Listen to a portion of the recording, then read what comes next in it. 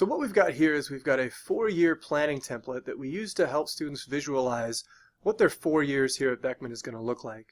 Now the template's got 4 different student types that most students end up falling into one type or the other.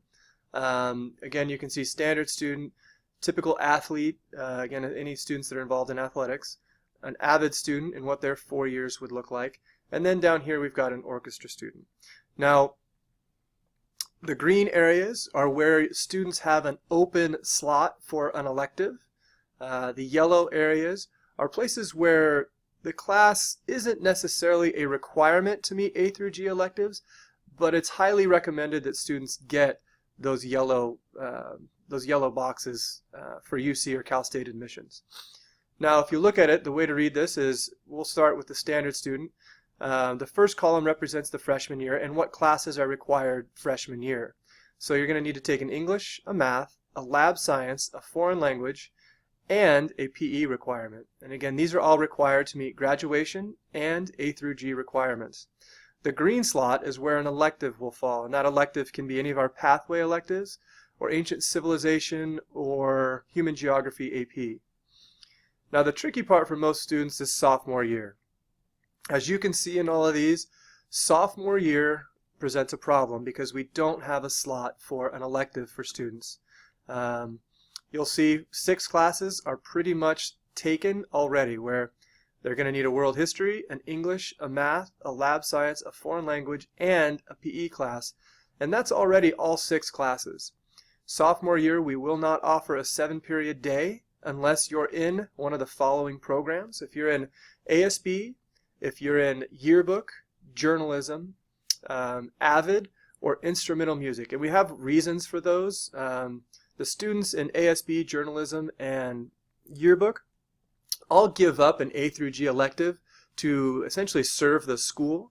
So we'll give an elective back. AVID is a national program to help students get to college who may not have that opportunity if not for that program. So we will also give those students an additional section. Instrumental music is a little bit different bird. The reason that one we allow 7 periods is because those sections are usually between 60 and 80 students. So any staffing problems that are presented by students taking a 7-period day are offset by the size of the sections that Mr. Coleus takes. Now, again, sophomore year we do have some difficulty fitting an elective in. If you are an avid student or a student who's pursuing pathways, there is the option to take a World History summer class. It is a CP class. It is not World History AP. But what that does is that frees up a slot in your sophomore year where you can now take one of the pathway electives. Again, if you're looking to take World AP is not going to be an offering. So then if you look at junior year, now junior year, again, you've got a green slot, you've got a hole for an extra elective, so there's room there. You'll see as an athlete, though, that does present a problem.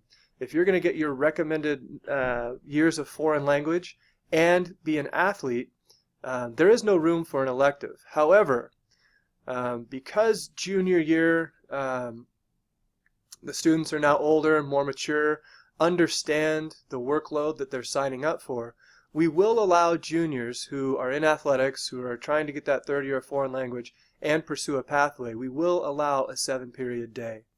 And as you can see, that's what that asterisk up there is for. And the senior year also, if again we need a 7-period day, we can look at doing that. It's not to double up in science. We can't just take an extra class because we want to. There are certain criteria that need to be met. So again, feel free to use this document to try and plan out your 4 years at Beckman.